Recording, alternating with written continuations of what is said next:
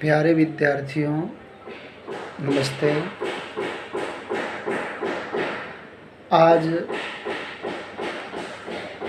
आपको नैतिक शिक्षा के चौथे पाठ को पढ़ना है, पाठ नंबर 4। प्यारे बच्चों, इस पाठ में गीता ग्रंथ के 2 श्लोक बताए गए हैं। क्या आपने कभी इस गीता रूपी महान ग्रंथ को देखा है? नहीं ना? तो आज मैं दिखाता हूँ आपको। ये देखिए, ये है गीता, श्रीमद् भागवत गीता। प्यारे बच्चों, इसकी छोटी पुस्तक इस तरह भी आती है और ये बहुत ही सस्ती होती है।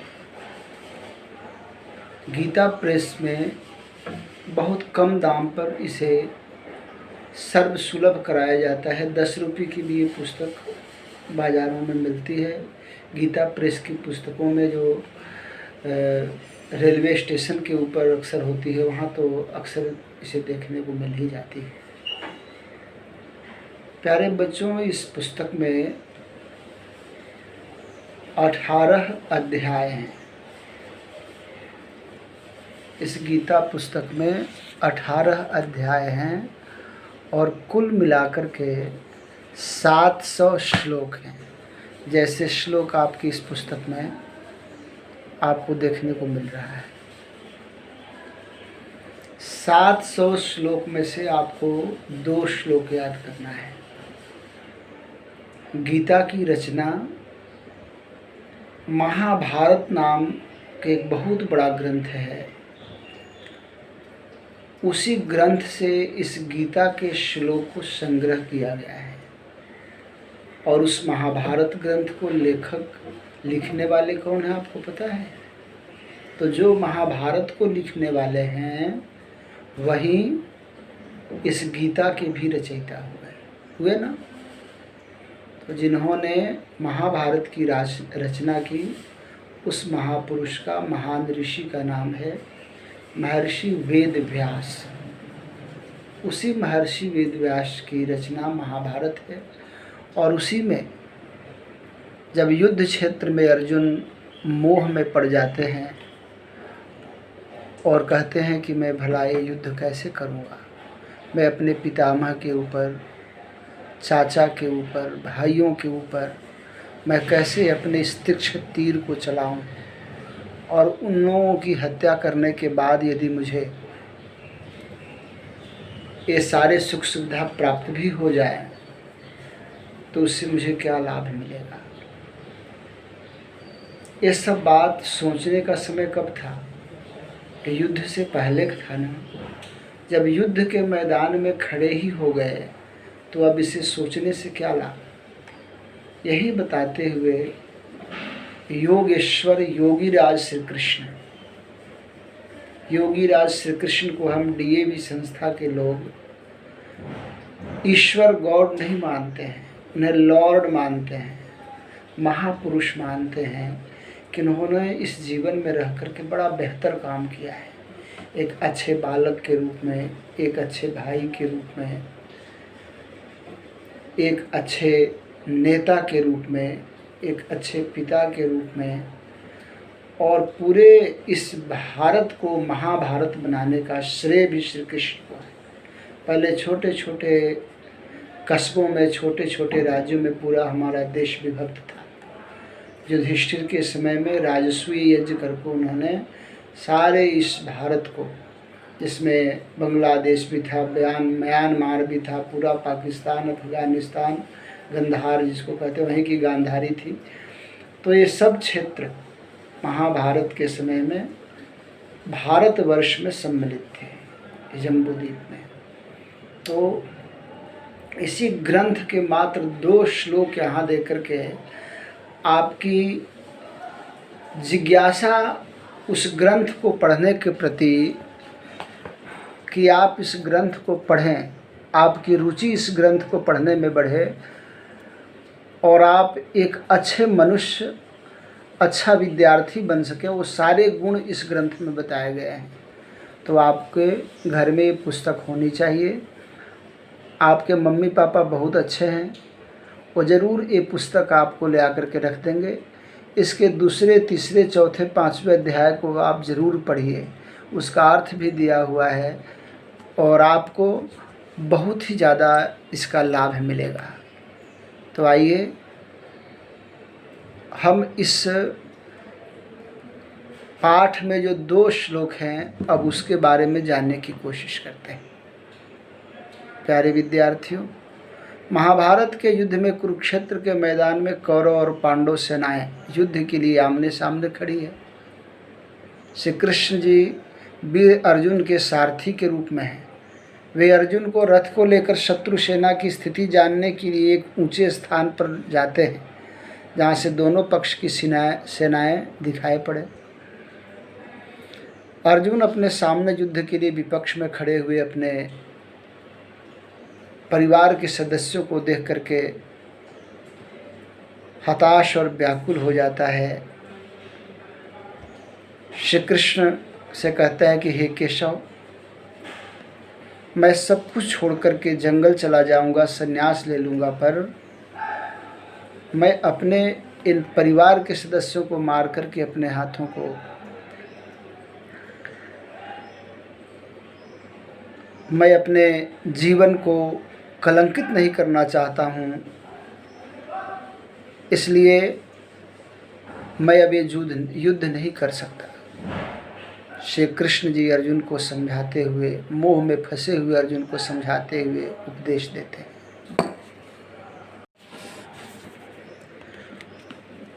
इसमें से 2 श्लोक प्यारे बच्चों,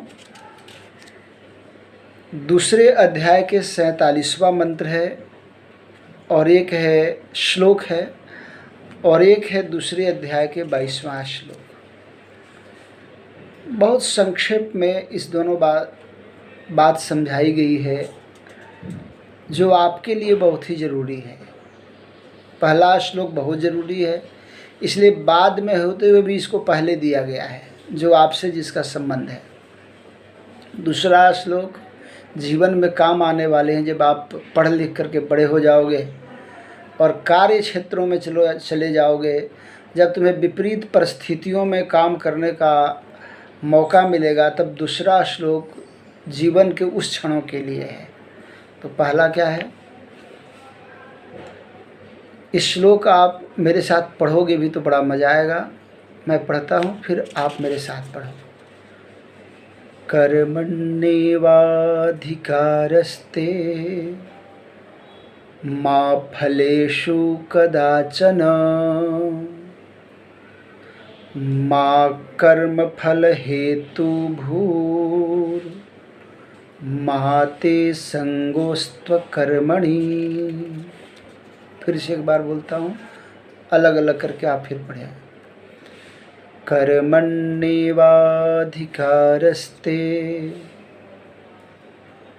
मा फलेषु कदाचन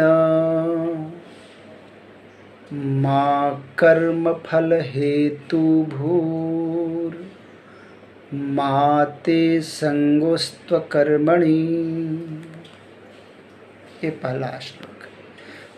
इसका अर्थ नीचे दिया हुआ है। भावार्थ यह है कि हे मनुष्य, हे अर्जुन, कृष्ण को कह रहे हैं, कृष्ण कह रहे हैं कि मानव का अधिकार केवल कर्म करने में है, फल प्राप्ति में कभी भी नहीं। आप कर्मों की फल की वासना वाले मत हो। आपकी प्रीति केवल कर्म करने में ही हो। युद्ध के मैदान में एक क्षत्रिय का केवल यही धर्म है, कर्म है कि वह शत्रु का अधिक से अधिक विनाश करे। इसलिए मोह त्याग करके युद्ध करो। इस श्लोक में लास्ट वाली बातें नहीं है, इसमें तो इतना ही कहा कि कर्म करने का तुम्हारा केवल अधिकार है, फल में कदापि नहीं। इसलिए कर्म के हेतु तुम मत बनो, और कर्म करने में लिप्त भी मत हो, अर्थात केवल निस्वार्थ भावना से अपने कर्म किए जाओ, मेहनत किए जाओ। तुम विद्यार्थियों के लिए बहुत बड़ी बात है। आप सोचो कि आपने 100 प्रश्नोत्तर याद किया और उसमें से 5 क्वेश्चन परीक्षा में पूछे गए और एक बच्चा 20 क्वेश्चन याद किया और उसमें से 10 उसके क्वेश्चन परीक्षा में लड़ गए, तो नंबर किस बच्चे को ज़्यादा आएगा? जिसने 20 प्रश्नोत्तर को याद किया है। परंतु ज़्यादा ज्ञानी कौन है? ज़्यादा अकल किसके पास है? 20 क्वेश्चन आंसर को याद करने वाले के पास है या 100 क्वेश्चन आंसर को याद करने वाला है के पास है?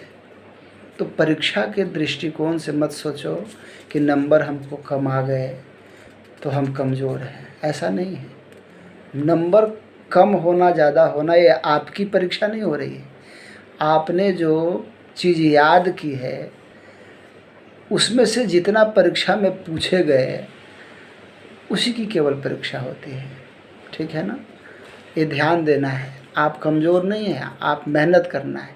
तो इसलिए कहा कि कर्म करने का केवल तुम्हारा अधिकार है। परीक्षा में नंबर कम ज़्यादा आना ये कोई योग्यता का आधार नहीं है। ये केवल उस परीक्षा के लिए, जीवन की परीक्षा तो बहुत लंबी है, उसके लिए नहीं है। दूसरा प्रश्नोत्तर है। दूसरा जो श्लोक है प्यारे बच्चों भी बहुत प्यारा है। मेरे साथ मिल करके बोलोगे? बोलो। वाशांसि जीर्णानि यथा विहाय नवानि गृह्णाति नरोपराणि तथा शरीराणि विहाय जीर्णानि अन्यानि संयाति नवानि देहि। फिर से एक बार बोल रहे, सुनो और फिर मेरे साथ बोलो भी। बहुत अच्छे बच्चे हो आप, मुझे विश्वास है याद कर लेंगे आप इसे। वासांसि जीर्णानि यथा विहाय नवानि गृह्णाति नरोपराणि तथा शरीराणि विहाय जीर्णानि अन्यानि संयाति नवानि देहि। ये जीर्णानि और अन्यानि ये संधि हो गई है। उसको आप जब बड़े हो जाएंगे तो जीर्णान्यान्यानि भी पढ़ सकते हैं। तथा शरीराणि जीर्णान्यान्यानि संयाति नवानि देहि। अभी जीर्णानि अन्यानि ही पढ़ो। इसमें जो मैंने कहा कि आपके पढ़ाई के बाद में जब हमारे जैसे जब काम करने लग जाओगे तब ज़रूरत पड़ेगी। ये शरीर के बारे में, आत्मा के बारे में पिछले चैप्टर में भी हम पढ़ाएंगे। उस आत्मा के बारे में आत्मबोध है। ये आत्मबोध की बातें ही बता रहा हूँ मैं। इसमें बता रहा है कृष्ण भगवान बता रहे हैं, या यूँ कहो कि महर्षि व्यास बता रहे हैं। कृष्ण भगवान तो एक कैरेक्टर हैं कि वासांस जीर्णानि, जैसे पुराने कपड़े को हम छोड़ करके और नए वस्त्र धारण कर लेते हैं, नया कपड़ा पहन लेते हैं। जीर्ण शीर्ण जब हमारा कपड़ा हो जाता है, पुराना हो जाता है, तो उसी प्रकार शरीराणि विहाय, जब हम बूढ़े हो जाते हैं या हमारा शरीर किसी बीमारियों से बेकार हो जाता है तो यह शरीर को छोड़ करके और ईश्वर हमें, भगवान हमें नया शरीर प्रदान कर देता है। तो वैदिक धर्म के मानने वाले लोगों की मृत्यु नहीं होती है, ट्रांसफ़र होता है। एक शरीर को छोड़ा और दूसरे शरीर को प्राप्त कर लिया। हमारी मृत्यु नहीं होती, हम अजर हैं, अमर हैं, अविनाशी हैं। इसलिए हमें किसी से भय नहीं है, किसी से डर नहीं है। बस केवल हमें अपने कर्मों को करना है, श्रेष्ठ कर्मों को करना है और जीवन को श्रेष्ठ बनाना है। ये दोनों श्लोकों को प्यारे बच्चों बहुत अच्छे से आपको याद करना है। और भी श्लोकों को याद करवाएंगे। कंपटीशन में भी हम लोग करते हैं गीता श्लोकों का, उसमें भी आपको ले चलेंगे। परंतु अभी ये आप 2 श्लोक को निश्चित रूप से याद कीजिए, इसका अर्थ भी याद कर लीजिए, इसके भावार्थ को भी याद कर लीजिए और अच्छे बच्चे बनिए। इसके लिए हम आपको क्वेश्चन आंसर तो लिख करके आजकल भेज दे रहे हैं, परंतु ये ज़्यादा दिनों तक चलने वाला नहीं है। गृह कार्य है कि गीता के दोनों श्लोकों को आपको याद करना है और गीता में कृष्ण को उपदेश देते हुए एक चित्र भी बनाओ। प्रोजेक्ट में तो ज़्यादा अच्छी बात है। गीता में भगवान कृष्ण को बैठ करके जो उपदेश दे रहे हैं रथ में, तो वह उपदेश वाले चित्र को भी बनाने की कोशिश करो। अब बड़े हो गए, अब फिर बाद में मौका नहीं मिलेगा। आपका बहुत बहुत धन्यवाद। मुझे विश्वास है कि आप अपना बहुत ध्यान रख रहे हैं। माता पिताजी के कार्यों में उनको थोड़ा सहयोग भी कीजिए। आपको मौका मिला है उनके साथ रहने के लिए। जीवन में फिर ये मौका बार बार नहीं मिलता प्यारे बच्चों, हमेशा के लिए याद रहेगा। तो आप उनका ध्यान रखें, अपना ध्यान रखें और पढ़ाई में मन लगाएं। धन्यवाद।